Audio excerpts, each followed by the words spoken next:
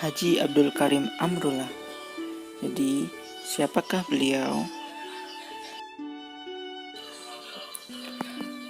Dr. Haji Abdul Karim Amrullah lahir dengan nama Muhammad Rasul di Nagari Sungai Batang, Maninjau, Agam, Sumatera Barat, 10 Februari 1879 dan meninggal di Jakarta 2 Juni 1945 pada umur yang ke-66 tahun. Dijuluki sebagai Haji Rasul, adalah ulama terkemuka sekaligus reformis Islam di Indonesia. Ia juga merupakan pendiri Sumatera Tawalib, sekolah Islam modern pertama di Indonesia. Ia bersama Abdullah Ahmad menjadi orang Indonesia terawal yang memperoleh gelar doktor kehormatan dari Universitas Al-Azhar di Kairo, Mesir. Abdul Karim Amrullah dilahirkan dari pasangan Syekh Muhammad Amrullah Tuanku Abdullah Saleh dan Andung Tarawas. Ayahnya, yang juga dikenal sebagai Tuanku Kisai, merupakan syekh dari tarekat Nasyabandiyah. Pada tahun 1894, ia dikirim ayahnya ke Mekah untuk menimba ilmu dan berguru pada Syekh Ahmad Khatib Al-Minangkabawi yang pada waktu itu menjadi guru dan imam Masjidil Haram. Pada tahun 1925, sepulangnya dari perjalanan ke Jawa, ia mendirikan cabang Muhammadiyah di Minangkabau, tepatnya di Sungai Batang, kampung halamannya.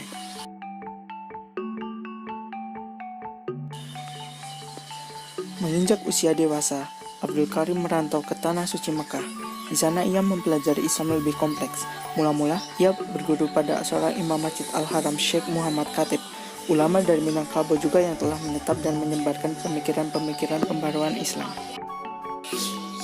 Haji Rasul sangat aktif dalam pergerakan pembaruan Islam, sistem sekolah reformis Muslim yang melahirkan Persatuan Indonesia atau PERMI. Ajaran yang paling ditentang oleh sang reformis ini adalah mengenai praktik-praktik yang menggunakan rabidah atau mistik.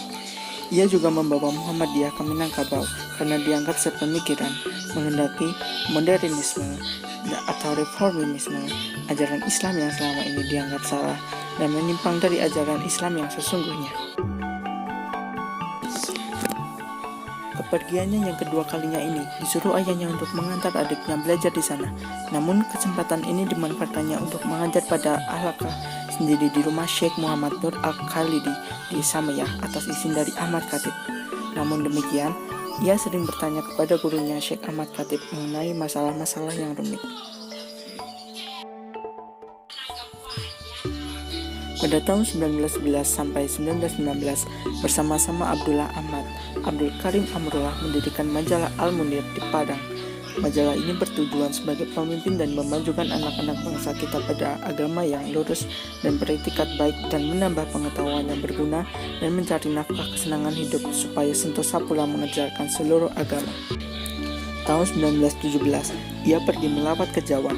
Di Surabaya, ia bertemu dengan Hos Cokroaminoto, tokoh Serikat Islam, dan di Yogyakarta bertemu dengan K.H.A. Dahlan, pendiri Muhammadiyah.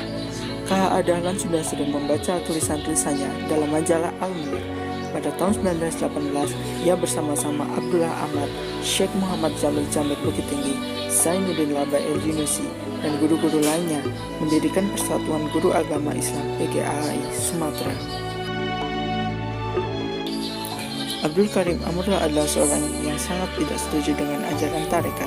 Meskipun ayahnya sendiri adalah seorang syekh tarekat Nasyabandiyah, perbedaan paham antara beliau dengan ayahnya mengenai ajaran tarekat bukanlah menjadikan beliau secara pribadi durhaka dan melecehkan ayahnya.